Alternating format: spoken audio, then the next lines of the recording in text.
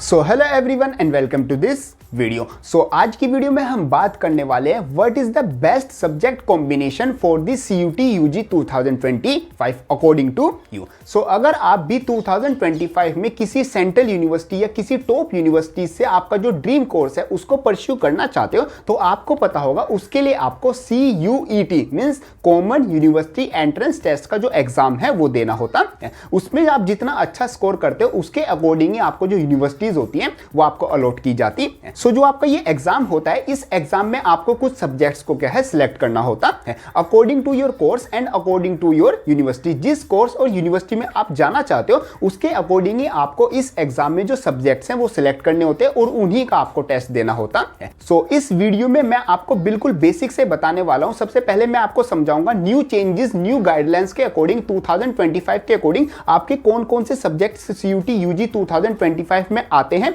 कितने आप maximum subjects आप सिलेक्ट कर सकते हो और आपके अकॉर्डिंग आपका जो बेस्ट सब्जेक्ट कॉम्बिनेशन रहेगा वो आपका किस तरीके से रहने वाला है। देखो यहाँ पर काफी टाइप के स्टूडेंट्स होते हैं। कुछ स्टूडेंट्स ऐसे होते हैं जिनका फिक्स रहता है कि मेरे को इस पर्टिकुलर यूनिवर्सिटी से ये पर्टिकुलर कोर्स करना है। जैसे कि फॉर एग्जांपल मेरे को दिल्ली यूनिवर्सिटी से BSc फिजिक्स ऑनर्स का अगर कोर्स करना है तो उसके लिए क्या रहेगा, फिक्स एक आपका सब्जेक्ट कॉम्बिनेशन रहेगा। कुछ स्टूडेंट्स ऐसे होते हैं जिनकी यूनिवर्सिटी तो फिक्स होती है बट उनका कोर्स फिक्स नहीं होता है। जैसे वो कोई बच्चा अगर चाहता है मेरे को दिल्ली यूनिवर्सिटी में जाना है बट मैं BSc भी कर सकता हूं, मैं BCom भी कर सकता हूं, अगर मेरे को BA का कोर्स मिलेगा तो वो भी मैं कर सकता हूं। तो उनके लिए जो बेस्ट सब्जेक्ट कॉम्बिनेशन रहेगा वो भी मैं आपको बताने वाला हूं।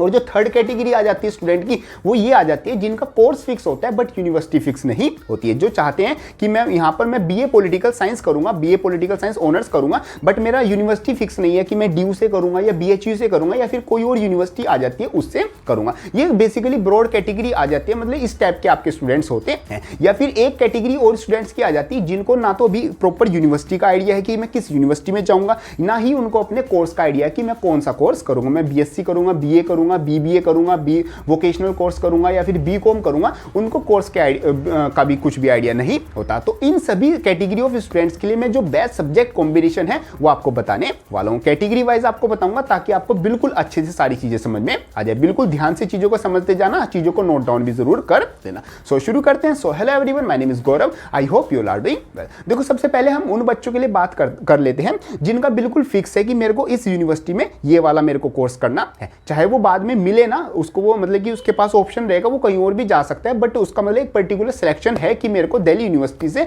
मेरे को BCom ऑनर्स कोर्स करना है। तो उनके लिए मैं वीडियो रिकमेंड करूंगा। मैंने सेपरेट वीडियोस बना रखी हैं डिफरेंट यूनिवर्सिटीज की, जैसे दिल्ली यूनिवर्सिटी की अलग से बनाई हुई है, JNU की अलग से बनाई हुई है, BHU की अलग से बनाई हुई है और मैंने हर एक की सेपरेट प्लेलिस्ट बनाई हुई है। वहां पर जाकर आप चेक कर सकते हो कि किस पर्टिकुलर कोर्स के लिए आपको यहां पर क्या करना है, कौन सा सब्जेक्ट सिलेक्शन करना है। बट यहां पर आप वो देखने से पहले मैं आपको सभी जो कैटेगरी ऑफ स्टूडेंट्स के लिए उनके लिए एक चीज समझा देता हूं। जो न्यू चेंजेस आते हैं according to CUT UG 2025 according to subject selection वो क्या क्या रहते हैं। देखो सबसे पहले आपके पहले यहां पर क्या होते थे 63 आपके सब्जेक्ट्स होते थे बट अब वो सिर्फ कम सब्जेक्ट्स रह गए। अब सिर्फ आपके 37 जो सब्जेक्ट्स है वो रह गए हैं। उनमें से आपके जो 20 सब्जेक्ट्स आते हैं वो आपके लैंग्वेज सब्जेक्ट्स आते हैं। इनमें से आप कुछ लैंग्वेजेस जो है इंग्लिश हो गया, हिंदी हो गया, तमिल हो गया, अलग अलग डिफरेंट लैंग्वेजेस होती है, इनको आप सिलेक्ट कर सकते हो। फिर आपके जो डोमेन सब्जेक्ट है मींस आप जो क्लास 12 में पढ़ते हो, जैसे साइंस के स्टूडेंट्स हो गए फिजिक्स, केमिस्ट्री, मैथ, बायो पढ़ते हैं और जो आप कॉमर्स के स्टूडेंट हो गए वो इकोनॉमिक्स, बिजनेस स्टडीज, अकाउंटेंसी ये वाले सब्जेक्ट पढ़ते हैं।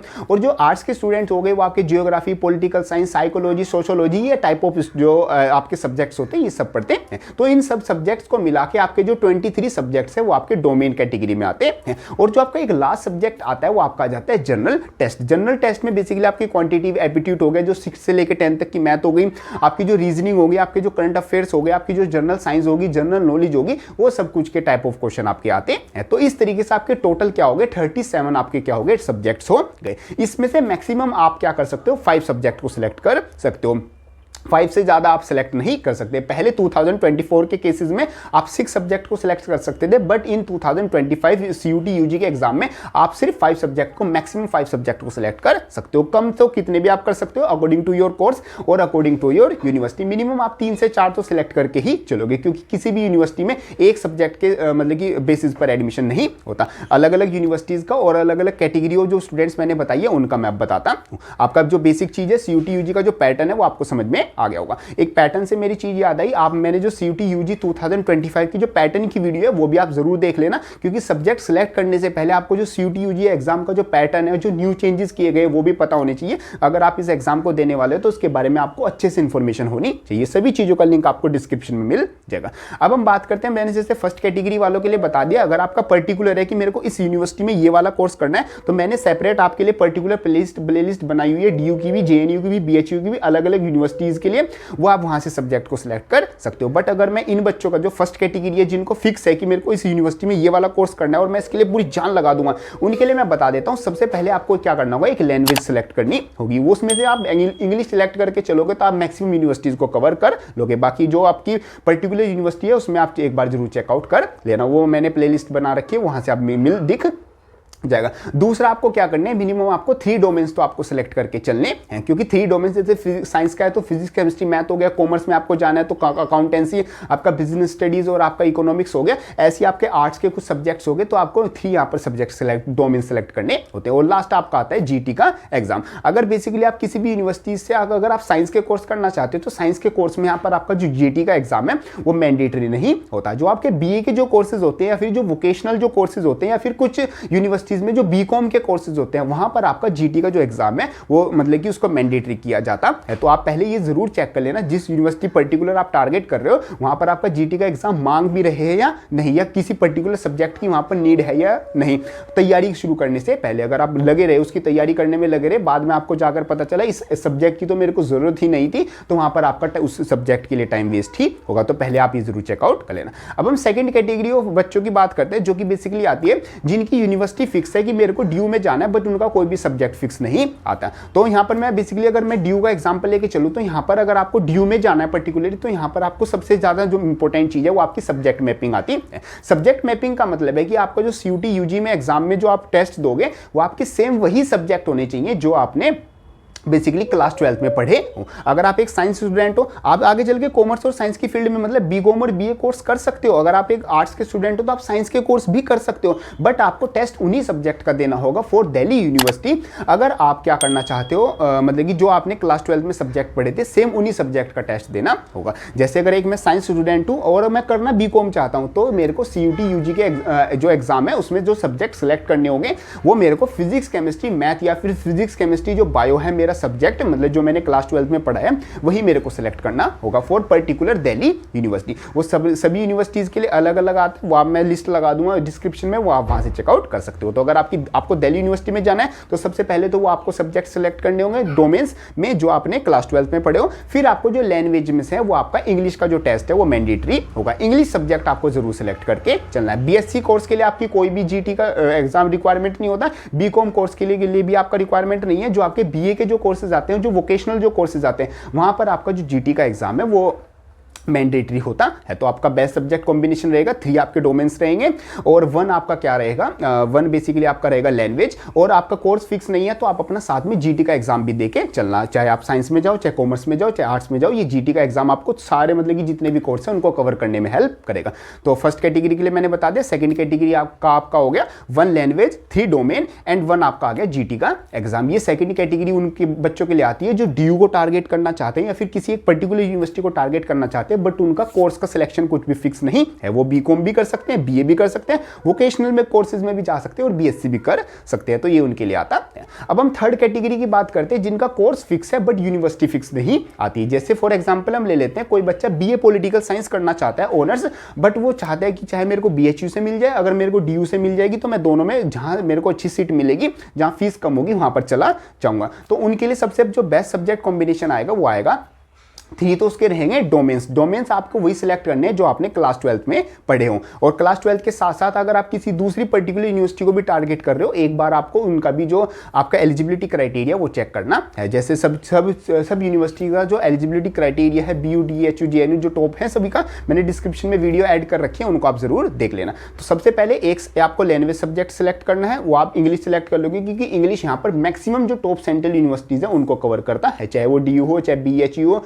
चाहे आपकी कोई भी यूनिवर्सिटी हो। फिर से आप सेकंड जो सी सिलेक्ट करोगे वो आपके मिनिमम 3 आप डोमेन सिलेक्ट करोगे, वो आप सेम वही सिलेक्ट करना जो आपने क्लास 12 में पढ़े हो। और तीसरी चीज आपकी रहेगी जीटी का एग्जाम। अगर आप बीए का कोर्स करना चाहते हो तो उसमें जीटी का एग्जाम मैंडेटरी होता है काफी मैक्सिमम यूनिवर्सिटीज के लिए। तो आपका जो मतलब ये वाली कैटेगरी आ गई जिनका कोर्स फिक्स है, यूनिवर्सिटी फिक्स नहीं है, तो उनको एक अपना इंग्लिश का सब्जेक्ट और 3 आपके डोमेन्स और 1 आपको जीटी का एग्जाम जरूर देना है। ये आपका बेस्ट सब्जेक्ट कॉम्बिनेशन आता है। अब हम लास्ट कैटेगरी की बात करेंगे जिसमें काफी स्टूडेंट्स भी आते हैं जिनको ना यूनिवर्सिटी फिक्स है और ना ही आपका कोर्स फिक्स है, बस उनको कुछ ना कुछ मिल जाए या फिर मतलब कि वो अभी शुरुआत ही कर रहे हैं, उनको इतना आइडिया नहीं है। तो आपके लिए जो सबसे बेस्ट कॉम्बिनेशन रहेगा वो आपका रहेगा, सबसे पहले आपका इंग्लिश का एक टेस्ट होना चाहिए, मतलब एक लैंग्वेज सब्जेक्ट हो गया, 3 आपके डोमेन्स होंगे। वो डोमेन्स आप सबसे पहले वो सिलेक्ट करके चलना जो आप क्लास 12 में पढ़ के आए हो, क्योंकि आपको यहाँ पर फिर ज्यादा से अलग से पढ़ना नहीं पड़ेगा। अगर आप किसी ऐसे कोर्स में जाना चाहते हो जो कि आपकी स्ट्रीम से अलग है तो आपको अलग से उनकी बुक भी पढ़नी होगी। तो आप एक बार चेक कर लेना, अगर आप कोर्स स्ट्रीम क्रॉस कर रहे हो जो कि आप कर सकते हो। अब एक साइंस का स्टूडेंट्स कॉमर्स आर्ट्स में जा सकते हैं, कॉमर्स का साइंस और आर्ट्स में जा सकता है, और आर्ट्स का ऐसे ही कॉमर्स और साइंस में जा सकता है। तो अगर आप क्रिस क्रॉस कर रहे हो तो आपको नए जो सब्जेक्ट्स है वो पढ़ने पड़ेंगे।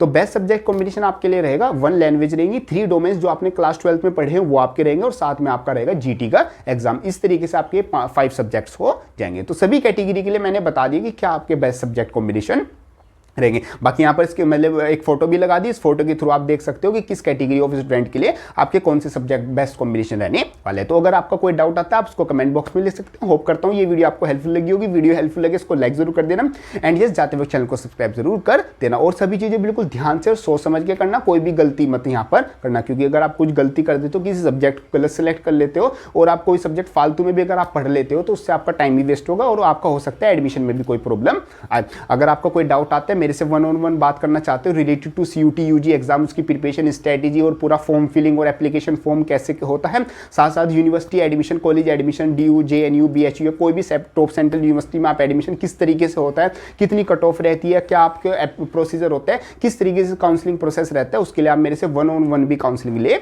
सकते हो। डिस्क्रिप्शन में आपको गूगल फॉर्म का लिंक मिल जाएगा, वो फिल करने के बाद मेरे से डायरेक्ट वीडियो कॉल और कॉल्स पे डायरेक्ट मेरे से बात कर सकते हो। तो ये सब कुछ आपका जाता है रिलेटेड टू दिस वीडियो। अगर आपका कोई डाउट आता है किसी और टाइप की आप वीडियो चाहते हो, किसी चीज़ पे आप क्लियरिटी चाहते हो, उसको आप कमेंट बॉक्स में लिख सकते हो या फिर मेरे को इंस्टाग्राम पर मैसेज कर सकते हो। सो मिलते हैं अपनी नेक्स्ट किसी हेल्पफुल वीडियो में, तब तक के लिए थैंक यू।